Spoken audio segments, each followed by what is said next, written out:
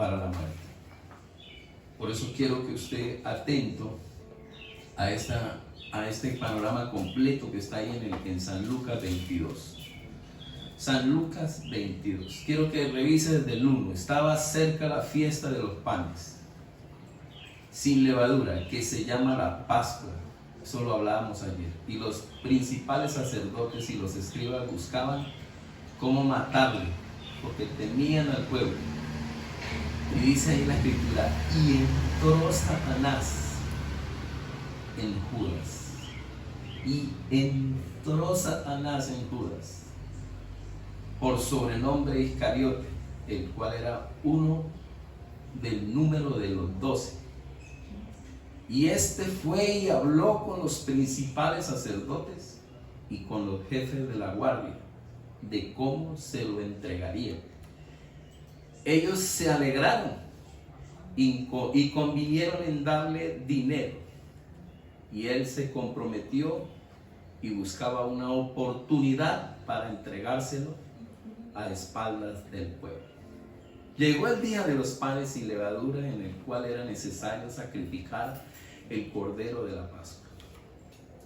Y Jesús envió a Pedro y a Juan diciendo: id, preparadnos la Pascua para que la comamos. Ellos le dijeron: ¿dónde quieres que la preparemos? Él les dijo: he aquí, al entrar en la ciudad, os saldrá al encuentro un hombre que lleva un cántaro de agua. Seguidle hasta la casa donde entrare, y decid al padre de familia de esa casa: el maestro te dice,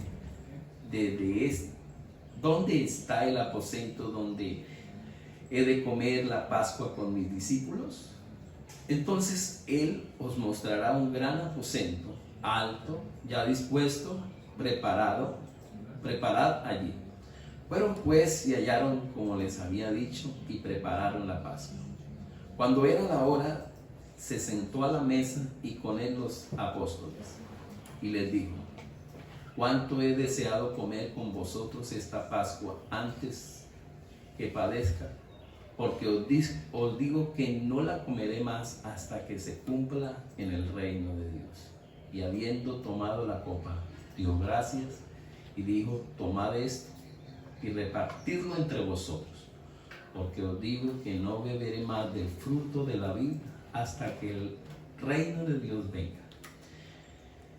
Y tomó el pan y dio gracias y lo partió y les dio diciendo: este es mi cuerpo que por vosotros es dado, haced esto en memoria de mí. De igual manera, después que hubo cenado, tomó la copa diciendo: esta copa es el nuevo pacto en mi sangre, que por vosotros se derrama. Mas he aquí la mano del que me entrega está conmigo en la mesa. Note que hay un contexto de Judas, y aquí vuelve y lo toma el Señor. A la verdad es hijo de hombre.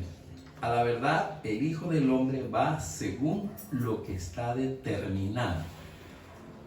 Pero hay de aquel hombre por quien es entregado. Quiero que tengan en cuenta ese versículo 21 y 22. A la verdad el Hijo del Hombre va según lo que está determinado. Ya está determinado. Pero hay de aquel hombre por quien es entregado. Entonces ellos comenzaron a discutir entre sí quién de ellos sería el que había de hacer esto. Hubo también entre ellos una disputa sobre quién de ellos sería el mayor. Pero él les dijo: los reyes de las naciones se enseñorean de ella, y los que sobre ellas tienen autoridad son llamados bienhechores, mas no así vosotros, sino sea el mayor entre vosotros como el más joven, y el que dirige como el que sirve. Porque ¿cuál es mayor, el que se sienta a la mesa o el que sirve? No es el que se sienta a la mesa, mas yo estoy entre vosotros como el que sirve. Pero vosotros sois los que habéis permanecido conmigo en mis pruebas. Yo pues os asigno un reino como mi Padre me lo asignó a mí. para que comáis y bebáis a mi mesa en mi reino, y os sentéis en tronos juzgando a las 12 tribus de Israel. Jesús anuncia la negación de Pedro. En ese momento, esa noche, ese jueves, ese momento crucial de cierre de la cena, el Señor le dice también, en ese momento dijo también el Señor: Simón, Simón, he aquí Satanás os ha pedido para zarandearos como a trigo, pero yo he rogado por ti que tu fe no falte, y tú, una vez vuelto, confirma a tus hermanos. Él le dijo: Señor, dispuesto estoy a ir contigo no solo a la cárcel, sino también a la muerte. Y él le dijo: Pedro, te digo que el gallo no cantará hoy hasta que tú niegues 3 veces, hasta que tú niegues 3 veces que me conoces. Y a ellos dijo: cuando os envíe sin bolsa, ahí comienza el Señor a darle la forma como es su último discurso, su última prédica para ellos, y luego se va a orar. En el versículo 39 entra a Getsemaní y ora de manera profunda, que es la clave para luego enfrentar todo lo que se le viene encima al Señor. Son momentos de crisis tremenda, donde dice ahí: saliendo se fue como solía al monte de los olivos, y sus discípulos también le siguieron. Cuando llegó a aquel lugar les dijo: orad. Noten que era un promedio de 12, 1 de la mañana. Orad para que no entréis en tentación. Se está acercando el momento. Y él se apartó de ellos a distancia como de un tiro de piedra, y puesto de rodillas oró diciendo: Padre, si quieres, pasa de mí esta copa, pero que no se haga mi voluntad sino la tuya.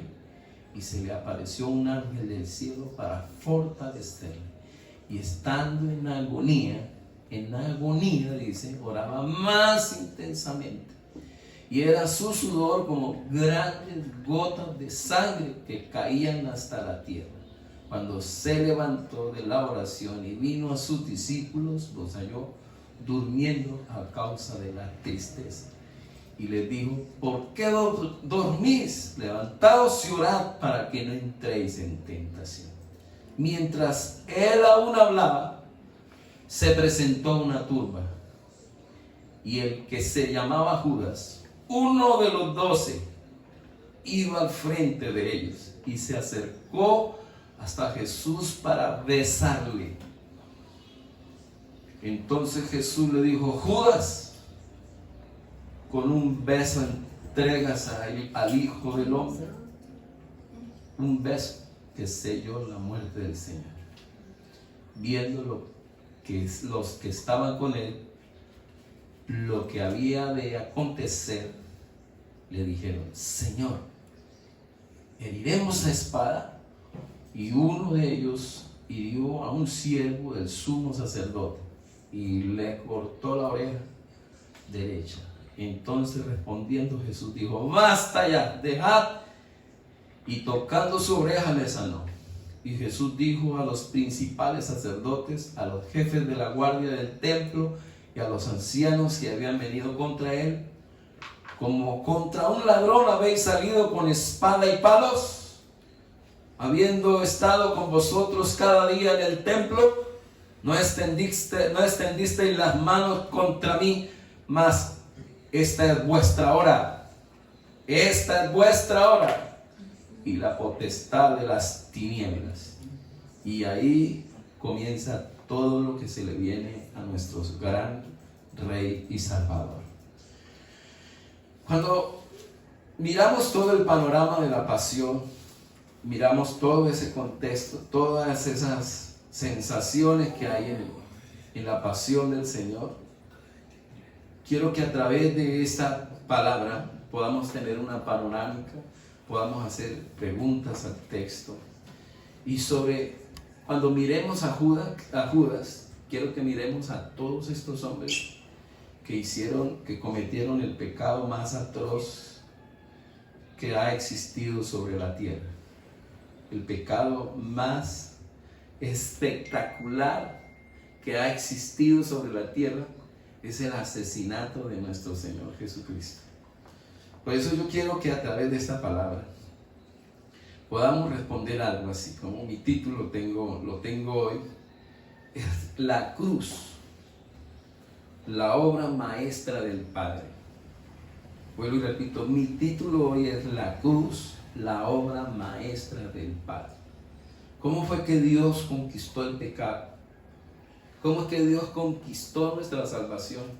A través del pecado, de una manera misteriosa, como dice Isaías 28:21, de una manera misteriosa, de una manera asombrosa, extraña. El Señor nos conquistó, el Señor nos salvó. Entonces, hoy frente a esto quiero hacerlo también relevante y tengo una propuesta de hacer una propuesta teológica frente a lo que tiene que ver con la pandemia, contra el coronavirus. ¿Cuál es la propuesta teológica que Dios tiene para este tiempo, frente a esta pandemia, frente a este suceso que hoy está ocurriendo? ¿Qué es una propuesta teológica? Es algo que es lo que dice Dios y que nunca va a cambiar. Es algo bien difícil lo que quiero hoy tratar de hacer, pero bueno, con la ayuda del Espíritu Santo y lo que Dios me ha dado, voy a tratar de lograrlo, llegar a desarrollar esta tesis. ¿Cómo Dios conquista el pecado? ¿Cómo? Frente a eso quiero que miremos, cuando miremos a Judas, miremos a todos los personajes que de una y otra manera participaron, influenciados, manipulados y poseídos por el diablo y por el mismo Satanás. Y miramos a Judas desde el versículo 3, dice que y entró Satanás en Judas, por sobrenombre Iscariote, el cual era uno del número de los 12. Entonces, Judas fue el personaje de Judas. ¿Cómo? La pregunta que podemos hacerle aquí al texto, ¿cómo pudo entrar Satanás en Judas? ¿Cómo pudo poseerlo? ¿Cómo pudo endiablarlo para que hiciera semejante canallada? Para que hiciera semejante traición al que comió con él, porque Judas comió con el Señor. Aquí se viene la canción de, ¿cómo que llama? Todos ustedes saben. Cuidado con Judas. Cuidado con Judas. Caminó Judas con el Señor, comió con el Señor, durmió al lado del Señor. Judas oyó al Señor. Judas vio al Señor hacer milagros, pero no era del Señor. Pero entonces la pregunta es esta: estaba Judas caminando así y se le metió el diablo y hizo lo que hizo. Vender al Señor. El precio de un esclavo tenía que ver en ese tiempo, según Éxodo 21, costaba 30 monedas de plata, y en eso lo estimaba Judas. Judas estimó al Señor al precio de un esclavo. ¿Cómo pudo haber hecho esto? La pregunta que les hago a todos: Judas estaba así de un momento caminando y se le metió el diablo para que hiciera esto, o Judas venía caminando con el diablo,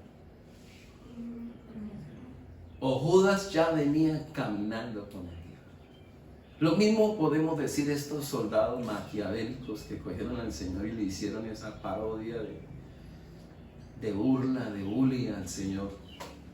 ¿Cómo pudieron hacer eso? El diablo hizo fiestas allí, o ellos de un momento a otro comenzaron a hacer eso. ¿De qué influencia tuvo Satanás aquí? Porque dice, y entró Satanás en Judas por sobrenombre Iscariote. Entró. Entonces cuando miramos el contexto, tenemos que ver que Judas ya venía transitando. Judas ya venía caminando. Judas ya venía dando pines completos de que venía mal. Ese Judas no era un justo que amaba a Dios. No. Judas amaba el dinero, amaba el poder y los placeres que el dinero podía comprar. El pecado, según Efesios capítulo 2, versículo 1 y 2, se alinea se alinea con Satanás. Dice la palabra ahí en Efesios 2:2, dice, en los cuales anduviste en otro tiempo, siguiendo la corriente de este mundo, conforme al príncipe de la potestad del aire, el espíritu que ahora opera en los hijos de desobediencia.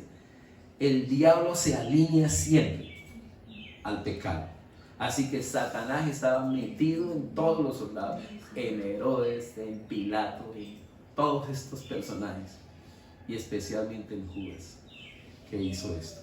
Satanás no toma como cautivo a personas inocentes jamás. Satanás tiene el poder donde hay pasiones pecaminosas bajo su dominio. En conclusión, aquí Judas amaba el dinero y cubría su pecado con una relación falsa y externa. Ahí lo podemos ver cuando vendió por 30 monedas de plata al Señor. Entonces, todos estos personajes estaban endiablados, estaban endemoniados. Caminaba con Jesús, pero no era de Jesús. Tenemos que cuidarnos de esta posición, de estar siguiendo al Señor, pero somos ávaros. Tenemos que cuidarnos de que vamos a la iglesia, pero tenemos todas las pasiones del mundo alborotadas. Podemos cuidarnos porque terminamos igual que Judas, traicionando al Señor, amando más al mundo que a las cosas del Señor. Este es un llamado de atención a toda la iglesia en el mundo. Tenemos que cuidarnos con este espíritu de Judas. Tenemos que cuidarnos y vivir en santidad y guardarnos, no vivir conforme a la carne, sino conforme al Espíritu, y no permitir que Satanás entre en nuestros corazones. En un momento, Pedro también se dejó influenciar por Satanás. La segunda observación que yo quiero que hagamos es sobre el diablo. Si Satanás está en todo el asunto del Señor, la pregunta que podemos hacernos: Satanás sabía y comprendía que si Jesús iba a la cruz lo derrotaría, según Colosenses 2, 13, 14, que el Señor exhibió públicamente triunfando sobre él en la cruz del Calvario. Tenemos que entender que este libro de Corintios, de Gálatas, Colosenses fueron escritos desde el año 50 en adelante, después de Cristo. Entonces el diablo no conocía esas escrituras, pero le pregunto a todos: ¿Satanás sabía y entendía que si Cristo iba a la cruz lo vencería? ¿Sabía? ¿Lo entendía? A Pastor Oscar, hermanos que me están oyendo, ¿Satanás conocía y sabía que si Jesús iba a la cruz lo derrotaría, lo destruiría, lo aplastaría? ¿Satanás sabía eso? Sí lo sabía. Hay muchos indicios de que sí lo sabía. Cuando miramos Mateo capítulo 4 del 1 al 11, miramos que Satanás se le presenta al Señor para tentarlo. Y una de esas tentaciones es que le dice: sube a la cúspide del templo y tírate desde allí. Tírate desde ese pináculo. Y cuando te tires de allá, la propuesta de Satanás es que no vayas por la senda del sufrimiento, el sacrificio y la muerte. Usa tu poder para escapar del sufrimiento. Muestra tu derecho a reinar. No importa lo que hagas, no vayas a la cruz. La tentación es: no vayas a la cruz, no vayas por la senda. Hágalo por una ruta fácil, no lo hagas por la senda del dolor, porque Satanás sabía que si Jesús iba a la cruz lo vencería. Él sabía, Satanás sabía que esta pasión lo derrotaría. Satanás lo sabía. Por eso lo encontramos en Colosenses 2, 13, 14, Apocalipsis 2, 11, Mateo 4, 11 y Mateo 16, 23, que lo prediqué hace poco también.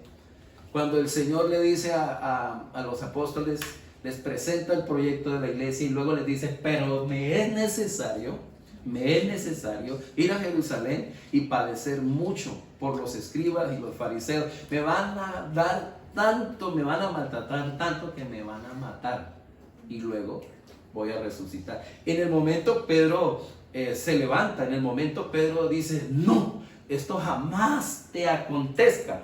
No, Señor, tú no tienes por qué ir a la cruz, tú no tienes por qué sufrir, tú no tienes por qué padecer, tú no tienes que pasar por aflicción.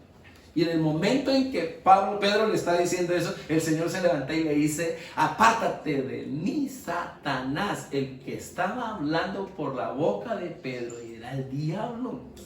No vayas a sufrir, no vayas a la cruz, porque me derrotas. Y le dice: apártate de mí, Satanás, porque tú estás poniendo la mirada en las cosas del mundo y no en las cosas del Señor.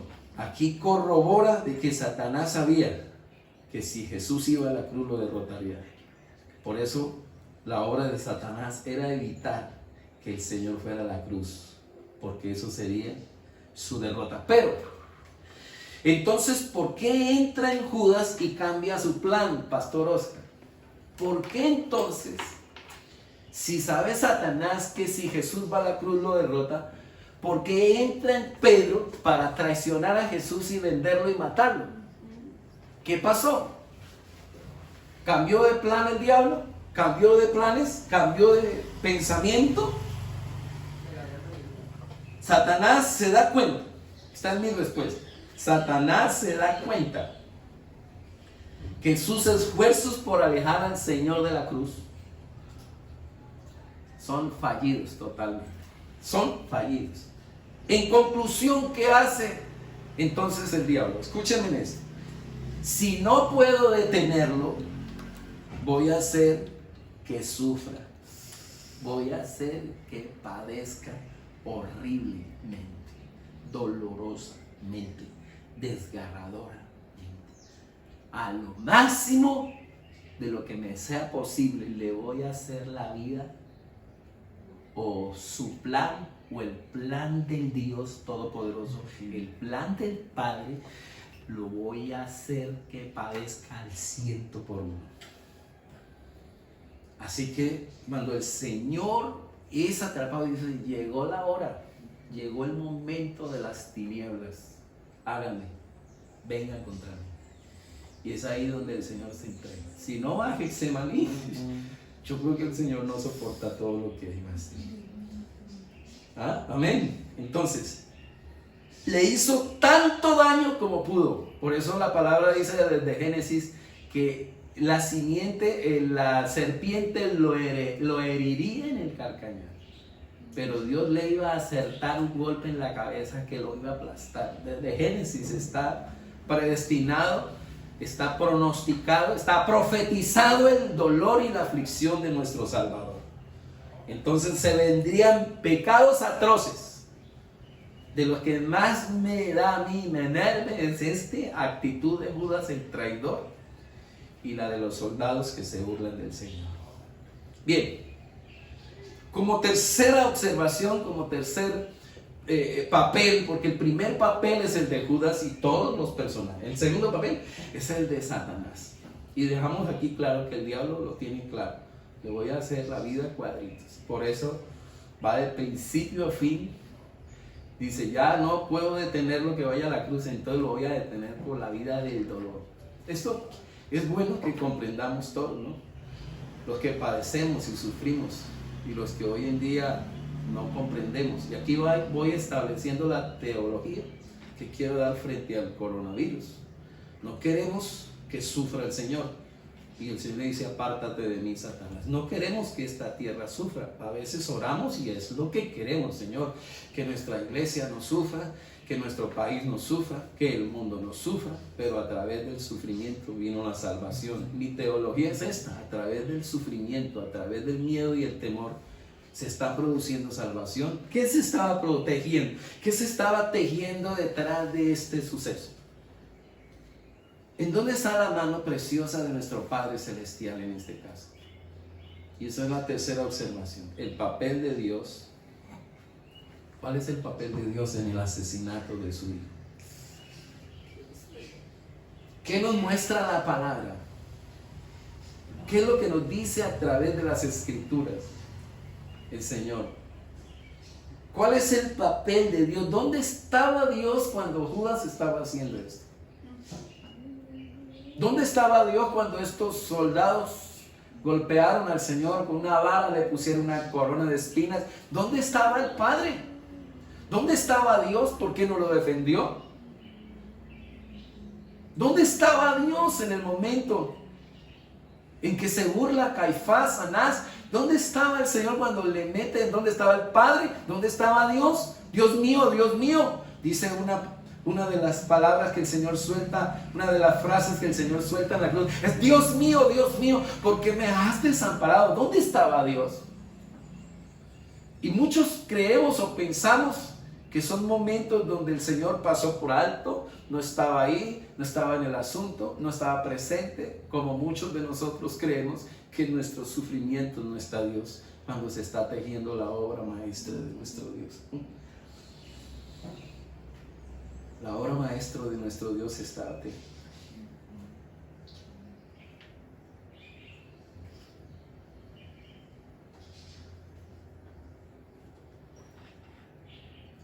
Todos los detalles de la muerte del Señor.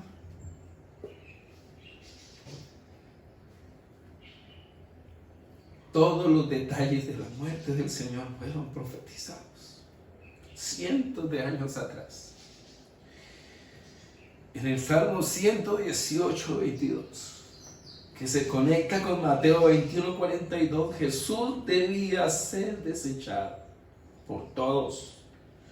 En el Salmo 13, junto con Juan 15, 25, Jesús debía ser odiado. En Zacarías 13, 7, frente a Mateo 26, 31, sus discípulos lo abandonarían. En el Salmo 34, estamos hablando 1000 años antes, 10 siglos antes, frente a Zacarías 12, 20, frente a Juan 19, 34 al 37, Jesús sería atravesado por una lanza, pero ningún hueso sería roto. En el Salmo 41, verso 9, frente a Juan 13, 18, Jesús sería traicionado. Mateo 26, 24, 27 y 9 al 10 muestra toda esta traición. Jeremías 19, del 1 al 13, Zacarías 11, 12, 13, sería vendido por 30 piezas de plata. El Señor mismo lo anunció en Marcos 10, 33, 34, que sería asesinado. He aquí, subimos a Jerusalén y el Hijo del Hombre será entregado a los principales sacerdotes y los escribas, y le condenarán a muerte y le entregarán a los gentiles, y le escarnecerán, le azotarán y escupirán en él y le matarán, mas al tercer día resucitará. Dios hizo que esto sucediera. ¿Dónde estaba Dios? Estaba presente. Todo esto era un plan donde tenía personajes, pero hay de aquellos personajes que jugaron de manera pecaminosa. Dios hizo que esto sucediera, y quiero que vean esto, que aquí está la mano de Dios.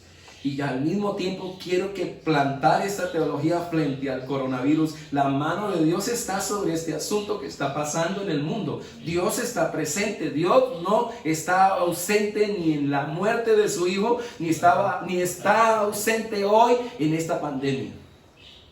Y detrás de este suceso está la mano invisible de nuestro Dios dirigiendo todo. Amén. Detrás de todo esto, Isaías 53, 6, 10 dice: detrás del escupir, del flagelar, de la burla, del atravesarlo, se encuentra la invisible mano y el propósito de Dios. Isaías 53, del 6 al 10. Digo esto con temor y temblor. Es una verdad demasiado grande, demasiado pesada y demasiado aterradora. Lo digo porque la Biblia lo está diciendo. No lo digo así. Dios está en el mundo, en el coronavirus. Lo digo aquí con el dedo puesto en la Biblia. Dios está presente, y todo el Antiguo Testamento nos muestra que era pronosticado y era un plan del Padre, del Hijo y del Espíritu Santo, en el cual el Señor tenía que venir a la tierra con el plan de salvación y de vida eterna, que le costaría a él la cruz. Por eso no podía eludir la cruz. El propósito del Señor, al haber nacido en un pesebre a través de la Virgen María y todo lo que sucedió en su proyecto, el propósito de Dios era ir a la cruz, y Satanás nunca pudo frenarlo. Por eso hizo pues lo contrario. Luego cambió su plan y dijo: le voy a ir con todo. Dice Hechos 4:27 para que corroboremos esto: porque verdaderamente se unieron en esta ciudad contra su santo Hijo. Dice: Jesús, a quien ungiste Herodes y Poncio Pilato con los gentiles y el pueblo de Israel, para hacer cuanto tu mano y tu consejo había de estar, dice, había antes determinado que sucediera. Todo lo que sucedió estaba determinado. Verso Isaías 53:10 dice: con todo eso Jehová quiso quebrantarlo, sujetándole a padecimiento cuando haya puesto su vida en expiación por el pecado. Verá linaje, vivirá por largos días, y la voluntad de Jehová será en su mano prosperada. Verá el fruto de la aflicción de su alma y quedará satisfecho.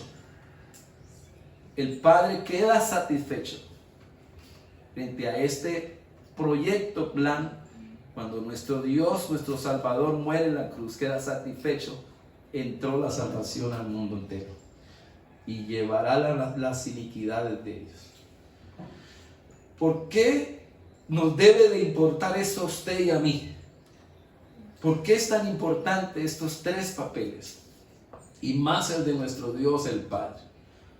Porque si Dios no fuera el autor principal de la muerte de Cristo, si esto no fuera planeado y organizado por Dios mismo, entonces la muerte de Cristo no nos podría salvar de nuestros pecados y todos pereceríamos en el infierno. Versículo 25-46 de Mateo, y dice: e irán estos al castigo eterno y los justos a la vida eterna. La muerte de Cristo es el núcleo del Evangelio. El corazón de las buenas noticias es la muerte de Cristo. Dios muestra su amor para con nosotros en que, siendo pecadores, Cristo murió por nosotros. Si separamos a Dios de la muerte de Cristo, se pierde el Evangelio. Es una obra de Dios, es la obra maestra de Dios. Es el amor, la cruz del Calvario, es el amor de Dios por ti y por mí. Romanos 8:3 dice: porque lo que era imposible para la ley, por cuanto era débil por la carne, Dios, enviando a su Hijo en semejanza de carne de pecado, y a causa del pecado, condenó al pecado en la carne. El pecado quedó condenado en la cruz del Calvario, quedó sentenciado. En pocas palabras, el diablo se suicidó en la cruz del Calvario. El pecado, en la cúspide de su maldad, en la cúspide del pecado, subió también a la cúspide de la gloria y la gracia de nuestro Dios. Gálatas 3:13 dice: Cristo nos redimió de la maldición. Cristo nos redimió de la maldición de la ley, hecho por nosotros maldición, porque está escrito: maldito todo el que es colgado en un madero. Segunda de Corintios 5:21 dice: al que no conoció pecado, por nosotros lo hizo pecado, para que nosotros fuésemos hechos justicia de Dios en él. Isaías 53:5 dice: mas él herido fue por nuestras rebeliones, molido por nuestros pecados. El castigo de nuestra paz fue sobre él, y por su llaga fuimos nosotros curados. La cruz de Cristo es la obra maestra de Dios y el amor de Dios. ¿Cómo tenemos que terminar frente a esta palabra? De rodillas, postrados ante la cruz. Esto no es solo una conspiración humana. Esto es la obra del amor de Dios. ¿Cuántos reciben este regalo hoy? ¿Cuántos lo reciben? Muy importante esto. es muy importante. Quiero cerrar aquí. Quiero concluir. Necesitamos una respuesta de Dios frente al coronavirus, que nos ayude a saber cómo vamos a enfrentar estos otros 20 días que nos toca quedarnos quietos, y si no, todo el año.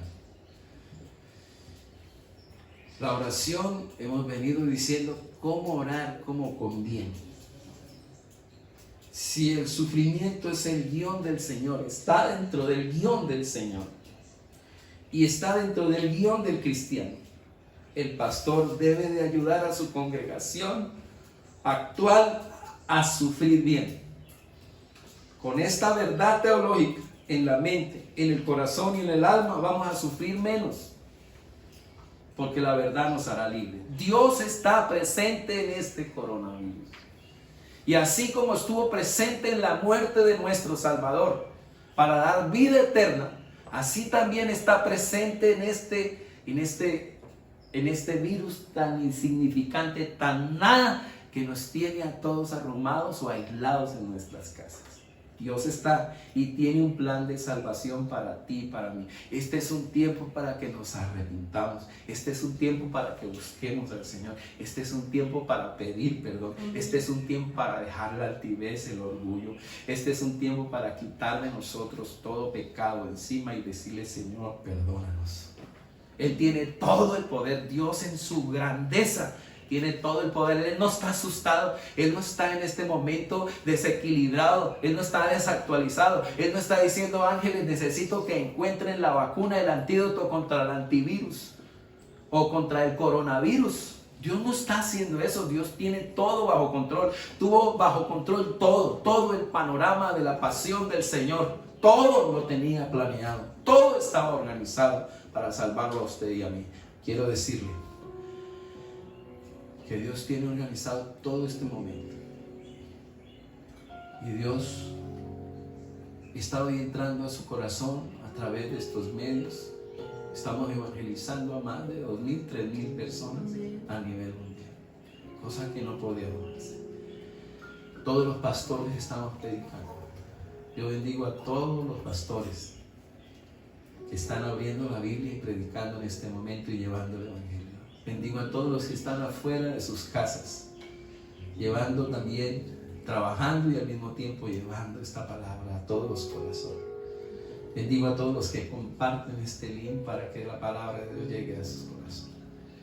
El Señor está presente en esta pandemia, que no es para muerte, es para salvación. Levante sus manos, póngase de pies allá. Póngase de pie en su casa. Póngase de pie allá, por favor. Oremos a Dios. Levántese de su silla, levántese, por favor. Mi oración es que a medida que esta palabra gloriosa, esta doctrina sustitutiva de salvación se asiente en tu mente, genere un efecto profundo y práctico para ser resistente frente a las terribles penas y dolores que nos cortan la respiración. Y así nos convierte en cristianos osados frente a lo peligroso de esta pandemia, frente a los peligros, frente al cataclismo que se avecina, frente a todos los horrores que se vendrán sobre este mundo. No lo digo con un dedo así, lo digo con mi dedo en la palabra. Esta tierra un día explotará. Esta tierra tiene dolor de parto. Hasta el día de hoy está esperando dar a luz una tierra nueva y un cielo nuevo. Y tu cuerpo gemirá también. ¿Y qué será lo que nos va a defender? ¿Cuál es el muro de contención que nos defenderá cuando se venga todo esto? No quiero ser un pastor frío, duro, que con mano de hierro quiere sanar el dolor de hoy de toda la iglesia. No. Esta palabra que hoy damos de consuelo, de bendición, yo la recibo. Y sí, pero ¿qué? Cuando se venga el atentado contra nuestra fe, cuando se venga el cataclismo, cuando se vengan las explosiones, cuando se venga la destrucción masiva, cuando se vengan las pestes, cuando se vengan las señales del Señor pronto a su regreso. ¿Qué hacemos cuando se venga el hambre, cuando se vengan las guerras? ¿Cómo nos vamos a enfrentar? Es bueno que recibamos toda esta palabra de consuelo, pero también es bueno que nos digan la verdad, y un día un pastor o los pastores podamos decir también: hermanos, saldremos de esta casa, saldremos de nuestra casa, pero no sabemos si volveremos. Lo que sí está seguro, que aunque el coronavirus nos mate, el Señor nos resucitará. Estamos convencidos que aunque Herodes nos mate, el Señor nos resucitará de los muertos. Que aunque Pilato nos mate, Jesús nos resucitará de los muertos. Como señal, cuando Él murió en la cruz, cuando fue sepultado, cuando fue llevado, cuando en el momento en que el Señor muere, el velo se rasga y los muertos se paran, los muertos quedan de pie, mostrando el poder de la resurrección que habría de sucedernos. Sí, ¿qué vamos a hacer cuando llegue la muerte? Esta palabra es para decirte que Jesús venció la muerte y nos resucitará. Es decir, que hoy recibas una fortaleza que exalte a Cristo en la calamidad, y un valor que exalte a Cristo frente al miedo de este virus. Oro para que el Señor deja cuerdas de acero, como las llantas de los carros tienen entretejido acero. Y yo quiero que eso pase en esta mañana. Usted reciba esta palabra y tu fe reciba cuerdas de acero y seda en tela de su alma. Dios sigue salvando al mundo de manera misteriosa y extraña. Que esa palabra quede hoy. Padre, bendigo tu iglesia santa, a todos los que me han escuchado, que podamos tener una palabra como un muro de contención frente a todo lo que se avecina. Somos una iglesia hoy a nivel mundial, occidental, muy mimada,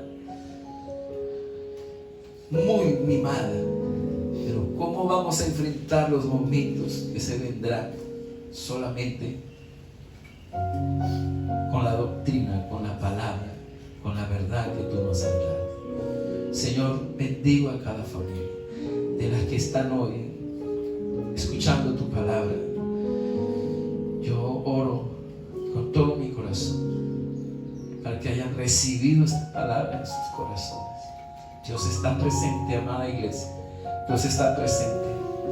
Dios está presente en este coronavirus, en esta pandemia. Tiene planes de salvación para ti y para mí. No es para muerte, es para salvación.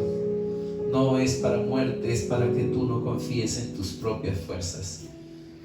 No es para muerte, es para que tú no te enorgullezcas, no te levantes, no seas altivo. Humíllate en la presencia del Señor y Él te exaltará. Esta pandemia no es para muerte, es para que tú a partir de hoy consueles a otros, prediques la palabra y bendigas a otros. Señor, cierro este tiempo dándote gracias, precioso Espíritu Santo. Gracias por esta palabra. Gracias, Señor. Bendigo, Señor, a los que están fuera del país, a los hermanos que escuchan esta palabra, Jesús, que en sus corazones está el anhelo de estar con su familia. Señor, bendícelos, hazlos fuertes, anímalos, Señor. Que esta palabra quede en sus corazones. Tú volverás y nos levantarás. Pase lo que el diablo quiera hacer, el Señor te resucitará. Aún si Él me matare, dice Job, en Él esperaré. Hoy en el nombre de Jesús bendigo tu vida donde estás. Declaro sobre ti la grandeza del Señor. Declaro sobre ti el poder del Espíritu Santo. Declaro sobre ti la gracia de Jesús. Declaro de que en toda tu vida el Señor tiene el control de tu casa, de tus hijos. Hoy declaro que esta Pascua pasará sobre tu vida también. Esta Pascua será tuya. La Pascua del Señor pasará por alto esta virosis. Sí, pero el propósito del Señor será siempre salvación de este mundo y salvación de tu casa. Señor, te doy gracias. Te doy gracias por lo que nos has hablado. Te doy gracias por cada hijo tuyo que en casa ha recibido tu palabra.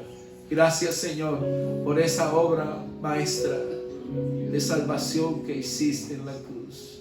Yo quiero que ahí donde estás te postres ante el Señor, ante esa cruz,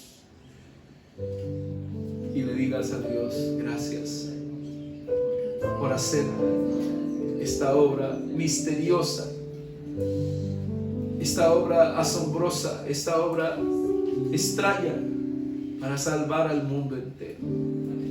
Que hoy hemos podido entender mejor que aunque no lo entendía, tú estabas presente con un plan amoroso, que aunque parece algo atroz, al mismo tiempo hay salvación y vida eterna. Que esta teología frente al coronavirus, Señor, que quede clara en nuestro corazón, que aunque hay muertes, que aunque hay dolor, también hay muchas almas que se están salvando. Amén. Y esas personas que están muriendo en los hospitales, esas personas que están allí, Señor, enfermas, vendrán a ti y serán salvas en el nombre poderoso de Jesús. Unos de ellos se levantarán y serán sanados, serán sanos, pero otros se levantarán para estar contigo en la eternidad. Ese coronavirus no será para muerte, será para salvación. La muerte del Señor fue la salvación para el mundo entero. Hoy, Señor, cierro este tiempo de Viernes Santo, Señor, delante de ti. Muchas gracias, Jesús. Amén. Dios los bendiga a todos los que están en sus casas, los hermanos de España, los hermanos de Estados Unidos, los hermanos de Brasil, de Chile, los hermanos de Cartagena, los hermanos que están en Pereira, Armenia, Medellín, a todas las ciudades que nos están en este momento sintonizando, el hermano Darío, los hermanos de Bogotá. Bendigo a la familia de Cumaral, bendigo toda la familia de Paraterreno, bendigo toda la familia de Maya, de Veracruz, de Barranca, de Cabullaro, de Los Mangos, todas estas ciudades hermosas de los llanos orientales, Restrepo. Estamos en el centro, para los que no saben, los que no han entendido, estamos desde poner el dedito en el centro de un círculo, estamos en el centro de Colombia, y desde Colombia bendecimos las naciones. Mi mayor deseo es que haya claridad para estos tiempos de miedo, haya fortaleza, haya ánimo, y creamos que el Señor está con nosotros. Pastor.